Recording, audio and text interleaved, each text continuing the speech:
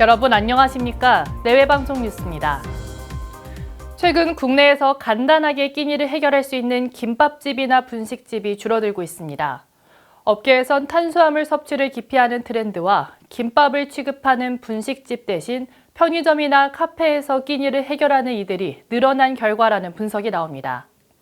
이 같은 탄수화물 기피 등의 식습관 변화는 쌀 소비량에서도 확인할 수 있습니다. 1인당 쌀 소비량은 지난 2019년 59.2kg으로 처음으로 60kg 아래로 떨어졌습니다. 일각에선 김밥을 많은 사람이 고정적으로 필요한 김밥집 특성상 인건비가 더 드는 점도 김밥집 운영을 어렵게 하는 요소라고 지적했습니다. 가을에 찾아온 태풍이 태풍에 의한 피해 대부분을 일으켰다는 분석이 나왔습니다. 에너지 기후 정책 싱크탱크인 넥스트가 오늘 자료를 분석한 결과 기상청이 태풍 관측을 시작한 이후 우리나라에 영향을 준 태풍 236개 가운데 55개가 가을에 영향을 줬습니다. 역대 가장 큰 피해를 일으킨 태풍으로 꼽히는 2003년 매미도 9월에 발생한 가을 태풍입니다. 태풍은 바다에서 열을 공급받아 세력을 키우는데 해수면 온도는 한여름이 아닌 9월에 연중 가장 높습니다. 장마철 등 여름 우기에 내린 비로 피해가 누적된 상태에서 내습한다는 점도 가을 태풍이 큰 피해를 일으키는 이유로 꼽힙니다. 이어서 간추린 뉴스입니다. 인천시가 인천발 KTX 운행 등 현안 사업 추진을 위해 내년 역대 최대 국비 확보에 나섰습니다.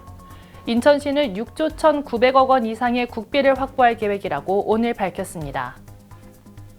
최근 5개월 새 5차례 서비스 장애를 일으킨 카카오톡에 대해 정부가 긴급 현장 점검에 착수했습니다. 과학기술정보통신부는 이날 카카오 판교 아지트 등에 대해 통신재난관리계획 이행점검을 개시했습니다. 최근 5년간 대형 병원을 방문한 경증 환자의 수가 30% 가까이 감소했지만 아직도 연 500만 명대에 달했습니다. 대형 병원을 찾은 경증 환자는 2019년 이후 2022년까지 매해 줄다가 지난해 다시 소폭 늘었습니다. 지난 3년간 주요 프랜차이즈 업계의 가맹본사 매출액이 큰 폭으로 늘어난 반면 가맹점 매출 성장세는 이에 미치지 못했습니다. 기업분석연구소 리더스 인덱스가 2020년부터 2023년까지 프랜차이즈 128개 가맹본부의 가맹점 수, 본사 매출액 등을 분석한 결과 이같이 나타났습니다. 빠른 뉴스, 행복을 전하는 내외방송 김혜영입니다.